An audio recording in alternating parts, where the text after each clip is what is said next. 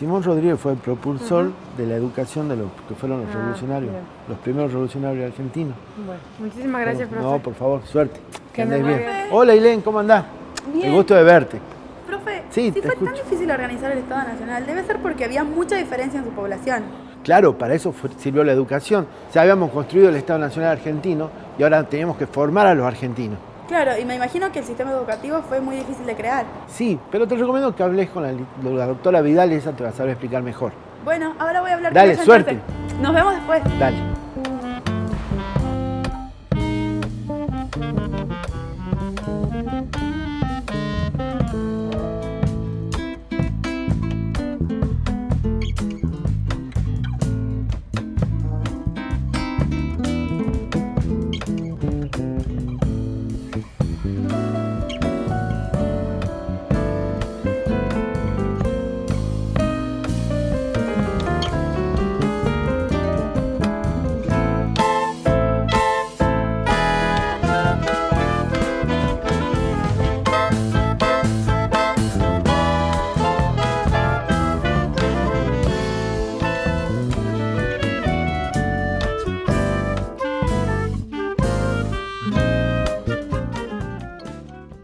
Hola, profe, gracias por recibirme. No, por favor, un gusto.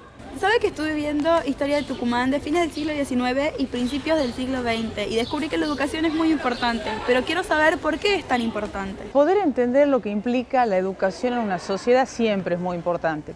En el siglo XIX tiene una carga especial, porque es el momento en el que se organiza todo el sistema de educación pública en el país.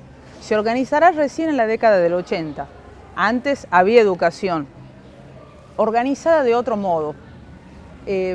Norma Benaldavé fue una investigadora tucumana, ha estudiado este protosistema, como ella le llama, al sistema que había anterior a los años 80, hasta que se da la famosa ley 1420, que termina organizando todo el sistema a nivel nacional.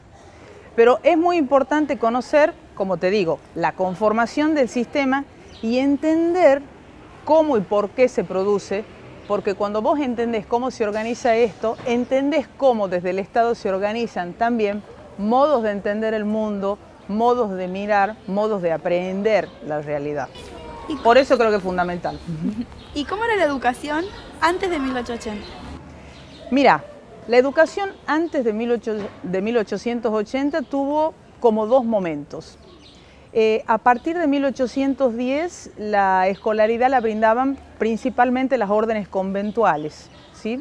Los sacerdotes. Pero además tenías algunas personas particulares que cobraban por enseñar en sus casas. Y había un tercer tipo de escuelas que eran las escuelas que organizaba el cabildo y que controlaba el cabildo. No había escuelas públicas, podríamos decir.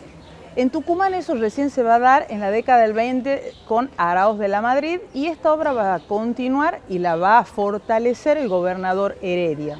Con él se establece un número importante, 14 escuelas públicas, lo cual era muchísimo, las distribuye inteligentemente en la ciudad y en la campaña, pero esto se va a perder. Entonces cuando se llega a 1850, en Tucumán no hay escuelas públicas que puedan educar a la enorme cantidad de niños que conserva la provincia. Que tiene la provincia. Y bueno, a partir de 1850 empieza un lento proceso de organización de la escolaridad pública, pero como te digo, a pesar de que hay muchos intentos, hay muchos problemas que todavía complican, que obstaculizan este impulso importante que se da desde el gobierno, y en realidad todo adquirirá una coherencia mayor a partir de la ley 1420 nacional y de una ley anterior que tiene Tucumán. ¿Qué fue la ley 1420? La ley 1420 es esta ley que se da a nivel nacional y que organiza el sistema de educación pública a nivel nacional. Tucumán en este sentido tuvo una ley anterior. En el año 1883 Tucumán ya tiene una ley a nivel provincial que organiza y que genera su sistema de educación pública. Vos sabés que esta es una ley sumamente interesante porque es una ley que establece la obligatoriedad de la enseñanza gratuita para varones y para mujeres. Para los varones se establecen 8 años obligatorios de escuela, para las mujeres 6. Pero vos sabés que esta ley ya marca una transición importante entre este modelo educativo clerical, colonial, con rasgos coloniales fuertes, hacia un nuevo modelo que está transitando, que es un sistema un modelo con rasgos más liberales. Y esto se ve, por ejemplo, en el tema de la religión. Porque en esta ley de 1883, además de organizarse el sistema, la Comisión Central de Educación, las comisiones de Contralor, las inspecciones, etc., vos ves que no se dice que es obligatorio que la educación sea católica, sino que expresamente se aclara que deben ser respetados los credos de las familias que no profesan el catolicismo. Y en realidad al año siguiente, la 1420, habla directamente de una educación laica. ¿Sí? Sabemos que acá en Tucumán había pueblos originarios. Sumado a los inmigrantes que vinieron después, ¿cómo hizo la educación para poder integrar a toda esa sociedad? Bueno, vos sabés que la educación en este sentido fue un instrumento que sirvió al Estado-Nación. Vos tenés un Estado-Nación que se está organizando y que después de los 80 se va a consolidar. Ese Estado necesita generar niveles importantes de gobernabilidad hacia el interior. Y la educación va a ser una de las vías a través de las cuales va a intentar generar esto. Como señala Pablo Pinó, la escuela se convierte en una máquina de educar, pero una máquina que tiene todo el sentido, ¿no es cierto?, de poder, como te digo, integrar a toda esta población diversa a un proyecto de país. Tiene que ver con generar una identidad importante en ese sentido. Esto es realmente muy importante. Vos sabés que la inmigración va a tener, sobre todo en el último cuarto del siglo XIX, un peso enorme, además de los pueblos originarios que existían, y el modelo que se utiliza es un modelo donde se trata realmente de incorporar a todos, ¿sí? A todos, porque en este sentido fue bastante generosa, ¿sí? El proyecto educativo de esta época de la República Conservadora es un proyecto, digamos, que tiende a utilizar la educación no como un ámbito donde vos puedas generar resistencias o diferencias, sino como un ámbito a través del cual pueda bajar mejor los proyectos que tiene la élite conservadora. Profe, se habla mucho de Sarmiento, pero ¿hay en Tucumán algún personaje que sea similar a él, pero para la educación local? Bueno, a ver, la talla de Sarmiento fue algo único a nivel nacional. Creo que generar una comparación así es como muy complicado, pero por supuesto que hubo personalidades muy importantes en el desarrollo de la historia de la educación en Tucumán. Amadeo Jacques, por ejemplo, o lo que implicó Paul Grusac.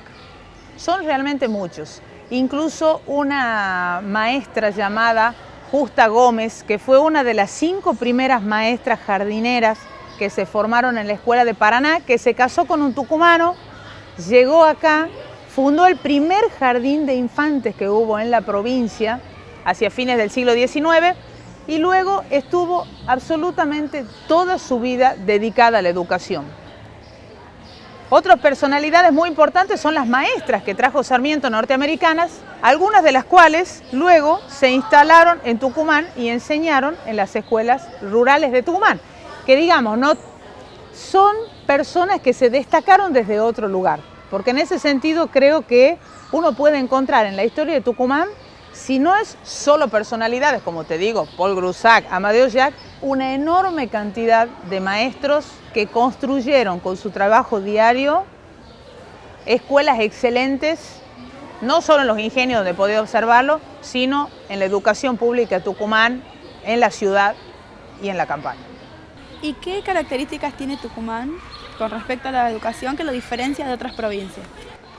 Vos sabés que yo he realizado un estudio especial, es un tema que investigo, que me apasiona, se ha dicho de paso, que tiene que ver con un rasgo que creo que es singular de Tucumán y de algunas provincias del norte, Salta y Jujuy. Y tiene que ver con el desarrollo de una industria regional. Con el desarrollo del complejo agroindustrial azucarero, a partir del último cuarto del siglo XIX, se van a producir transformaciones de una profundidad inusitada en todos los ámbitos del quehacer provincial. Bueno, yo decidí estudiar cuáles fueron los efectos del desarrollo de esta en el ámbito educativo. ¿Y qué es lo que pude observar? Que en realidad el desarrollo de la industria azucarera tiene realmente mucho, pero mucho que ver con el desarrollo del sistema educativo en Tucumán, sobre todo en las áreas rurales. Porque finalmente, bueno, luego de haber estudiado bastante y de haber analizado, es posible observar que los ingenios terminan colaborando de dos maneras esenciales. Por un lado, los ingenios colaboran de un modo involuntario. ¿Qué te quiero decir con esto?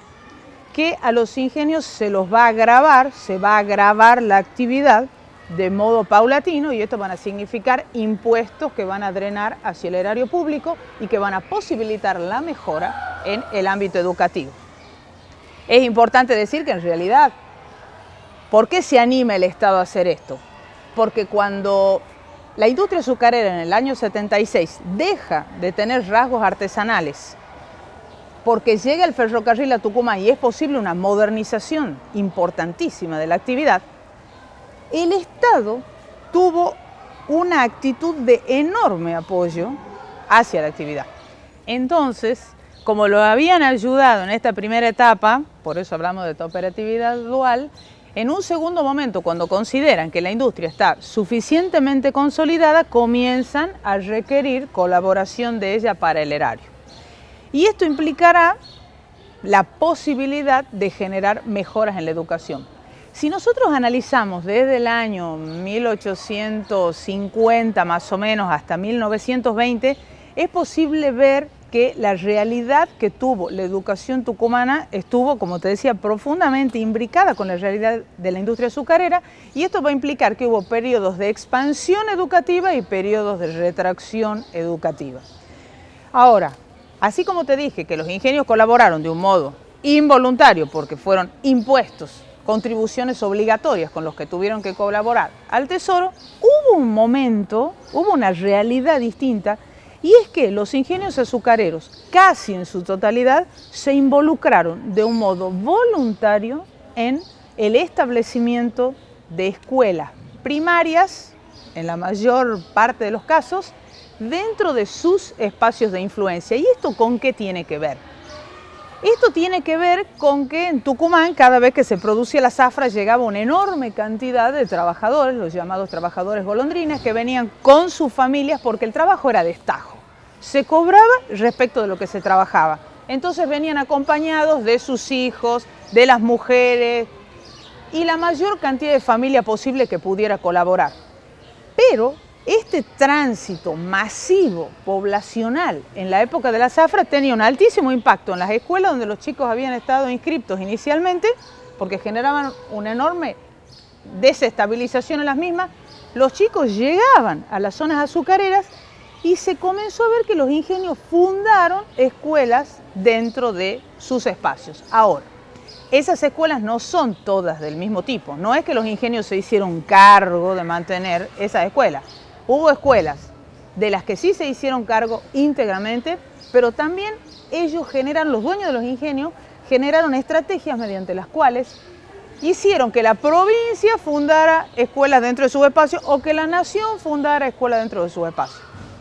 Son escuelas sumamente interesantes de observar por el tipo de población, por el tipo de estudiante, porque muchos de los chicos que asisten a estas escuelas son niños trabajadores.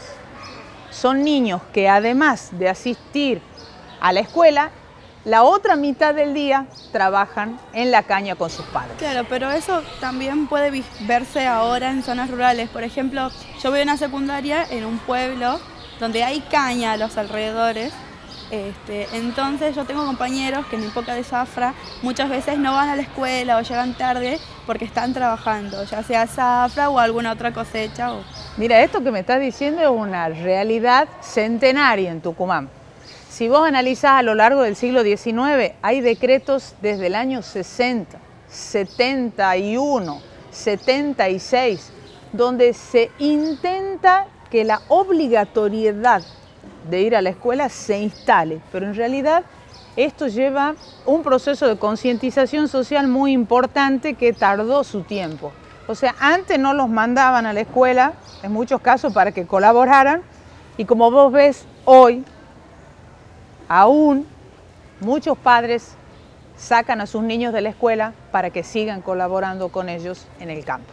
Pero también me parece bien de parte de las escuelas, por ejemplo de la mía, que les dan los profesores, los apoyan a los chicos que llegan tarde o que por ahí tienen dificultades de llegar porque van a trabajar, sí, ayudándolos a que puedan rendir las materias que les quedan o reincorporarse en las clases en las que no estuvieron. Eso está perfecto. ¿Por qué ese problema no se podía solucionar en estas escuelas que yo te digo de los ingenios en esta época del despegue de la industria azucarera? Porque estos chicos, cuando terminaba la zafra, se iban.